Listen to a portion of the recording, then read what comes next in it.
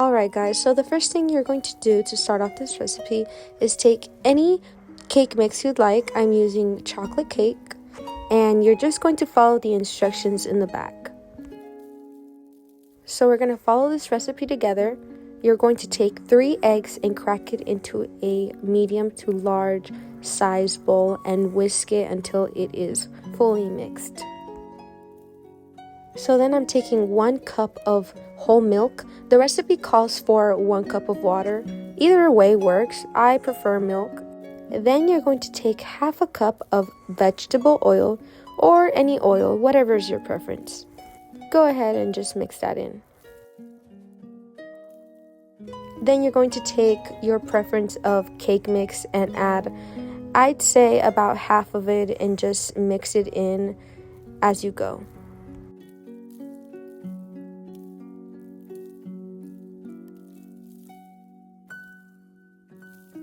Make sure that your batter is fully mixed, that way you won't have any lumps or powder left over.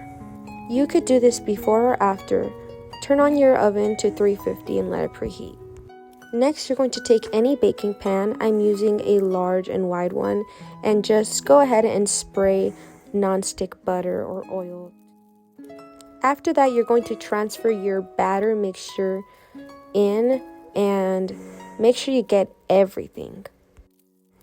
Give that a good shake and a tap and pop it in the oven for 34 to 35 minutes. Next, you're going to take any baking tray. I'm using an aluminum one, and go ahead and put parchment paper or aluminum foil. This is totally optional. It's just to prevent it from getting dirty or messy. Once your cake is done baking, you're going to transfer it to a large mixing bowl and whisk that in until it is fully crumbled up. You can also remove the crust if you like. The next thing you'll do is take whipped frosting, or any kind of frosting works, even homemade.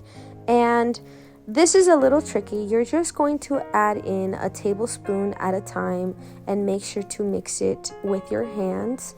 That way it forms into a soft dough.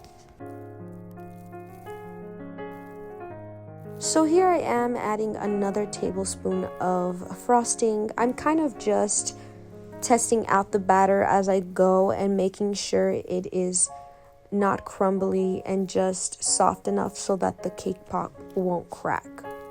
I added about 3 tablespoons of frosting.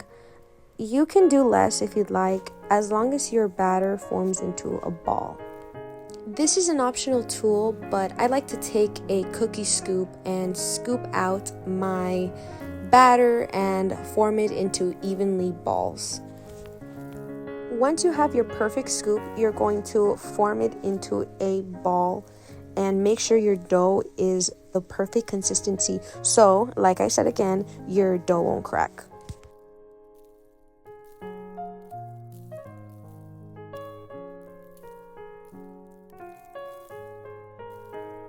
So once you're done forming your balls, you're going to pop it in the freezer.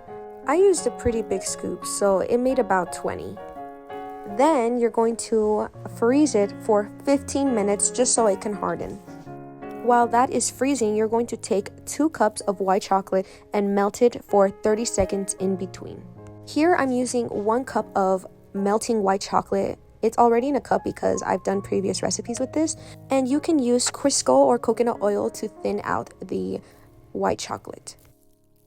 Once you added that coconut oil or Crisco, microwave it for 30 seconds to a minute in between and keep stirring so that it can fully dissolve. But make sure not to overburn because it'll clump.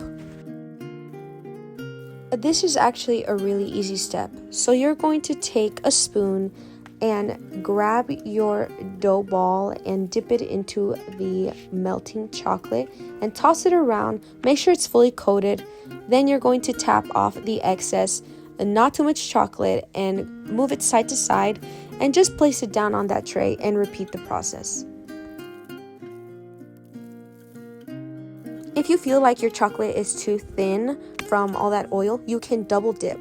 But also, it doesn't have to be perfect because these are supposed to be melted snowman cake pops. So I ran out of room here, so I just continued to place my cake pops into another tray. Then you're going to take a bag of mini Oreos and make sure to squish the cookies down. Then go ahead and add a little bit of chocolate sauce on top. Then flip it upside down and place it down on the cake pop. Just repeat the process and put that on top of each ball. I like to do it a little bit slanted so it looks cute, but you can also just put it in the middle.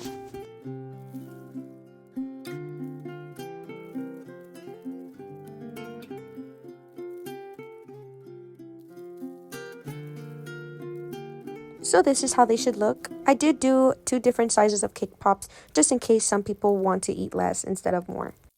Place it back into the freezer or fridge for 5 minutes to harden. Now grab blue writing gel and place 2 tiny dots in the front of the snowman, making the eyes, of course. Then you're going to take orange writing gel as well. They didn't have any at the store because I got it last minute. So I kind of did a little hack where I used orange dye and dipped the tip of the writing gel and just placed it on top of the white. I will say, don't try this. It kind of came out a little messy.